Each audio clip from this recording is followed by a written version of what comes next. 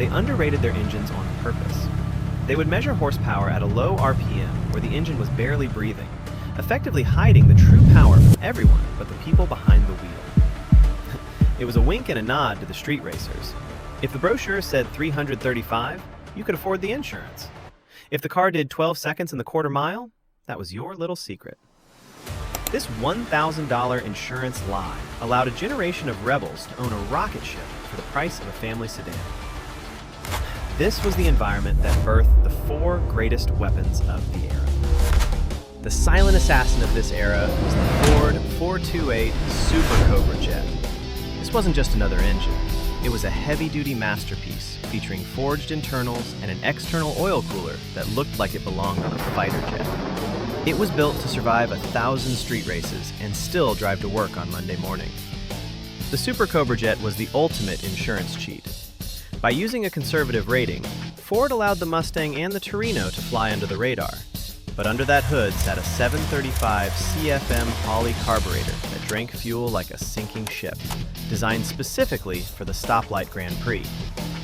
When you floored a 428 SCJ, you felt 440 foot-pounds of torque trying to twist the very frame of the car. It didn't care about top speed.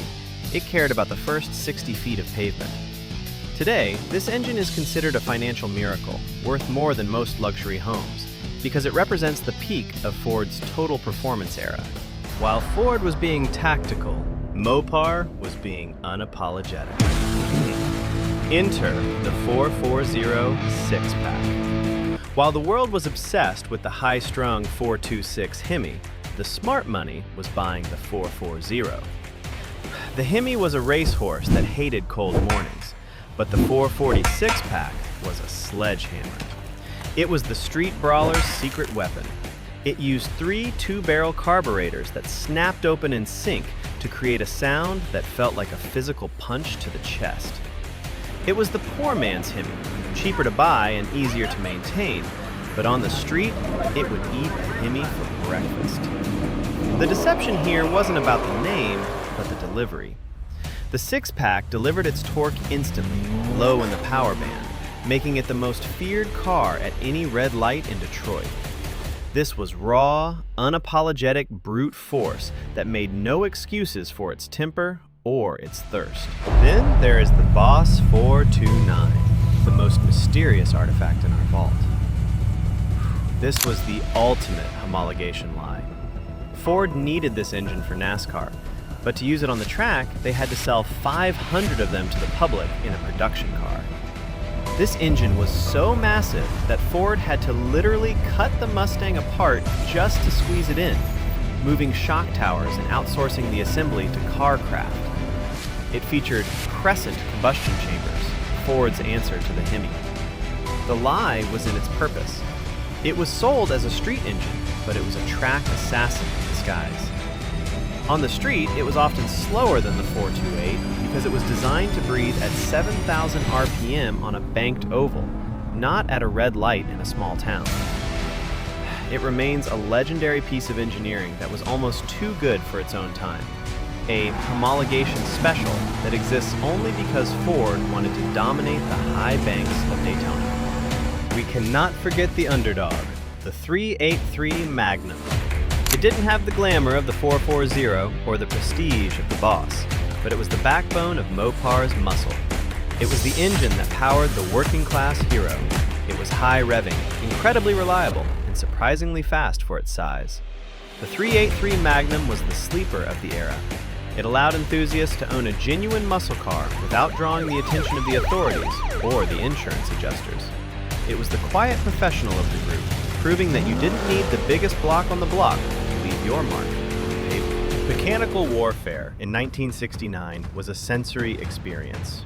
It was the smell of high-octane fuel and burning oil that stayed in your clothes for days. It was the vibration of a V8 so powerful it makes your vision blur at the red line.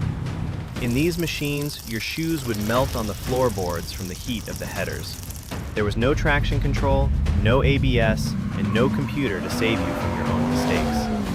It was an analog world where the driver and the machine had a handshake agreement. If you respect the metal, it will give you the world. If you don't, it will kill you. In the silent, screen-filled world of 2026, we have lost that connection. We have speed, but we don't have soul. We see this same spirit of defiance today in the final stand of the internal combustion engine. The modern Dodge Hellcat is the direct descendant of the 426 Hemi, a supercharged beast that has been banned from some tracks for being too fast for its own good. And the C6 Z06 Corvette? That is the spiritual heir to the Boss 429 and the L88, a lightweight supercar that uses 7.0 liters of pure displacement to scream past cars that cost 5 times as much. These are not just cars, they are a middle finger to the silent future. They exist because the war that started in 1969 never truly ended. It just went underground, waiting for a new generation of rebels to pick up the torch. After 5 decades of history and thousands of miles of tire smoke, the Vault is ready to deliver its verdict on the class of 1969. The Street King, the 428 Super Cobra Jet. For its ability to lie to the world while dominating the Stoplight Grand Prix, it remains the ultimate street weapon. The Track King, the Boss 429. A NASCAR engine forced into a streetcar, it is the peak of homologation madness. The Collector Icon, the 440 six-pack.